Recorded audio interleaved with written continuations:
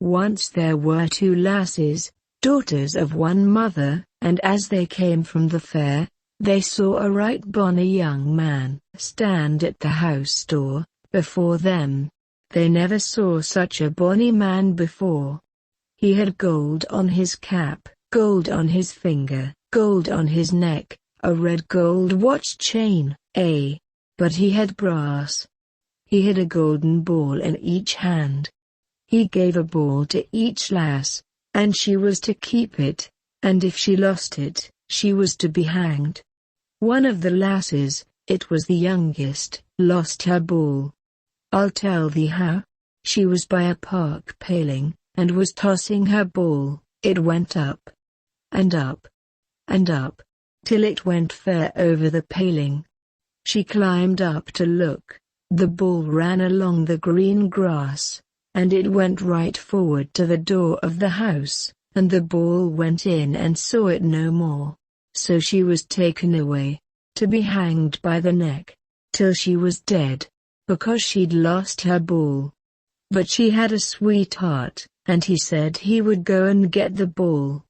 So he went to the park gate, but it was shut, so he climbed the hedge, and when he got to the top of the hedge, an old woman rose up out of the dike before him, and said, if he wanted to get the ball, he must sleep 3 nights in the house.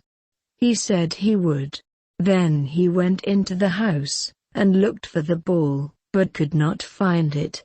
Night came on and he heard bogles move in the courtyard, so he looked out of the window, and the yard was full of them. He heard steps coming upstairs. He hid behind the door, and was as still as a mouse.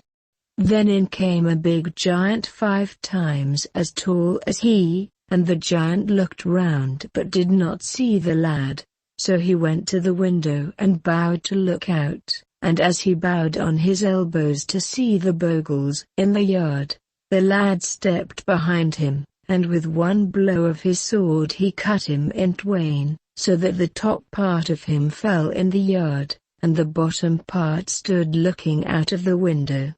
There was a great cry from the bogles when they saw half the giant come tumbling down to them, and they called out, there comes half our master, give us the other half.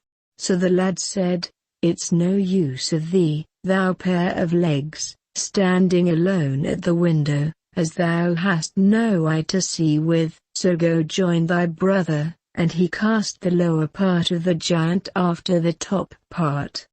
Now when the bogles had gotten all the giant they were quiet. Next night the lad was at the house again, and now a second giant came in at the door, and as he came in the lad cut him in twain, but the legs walked onto the chimney and went up them. Go, get thee after thy legs, said the lad to the head, and he cast the head up the chimney too. The third night the lad got into bed, and he heard the bogles striving under the bed, and they had the ball there, and they were casting it to and fro. Now one of them has his leg thrust out from under the bed, so the lad brings his sword down and cuts it off. Then another thrusts his arm out at other side of the bed, and the lad cuts that off. So at last he had maimed them all, and they all went crying and wailing off, and forgot the ball, but he took it from under the bed, and went to seek his true love. Now the lass was taken to York to be hanged. She was brought out on the scaffold, and the hangman said, now, lass, thou must hang by the neck till thou best dead. But she cried out, stop, stop, I think I see my mother coming. O mother, hast brought my golden ball and come to set me free?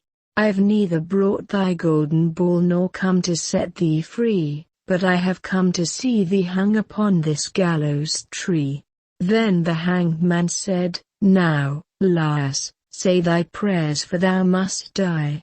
But she said, stop, stop, I think I see my father coming. O father, hast brought my golden ball and come to set me free? I've neither brought thy golden ball nor come to set thee free, but I have come to see thee hung upon this gallows tree." Then the hanged man said, "Hast thee done thy prayers? Now, lass, put thy head into the noose." But she answered, "Stop, stop, I think I see my brother coming."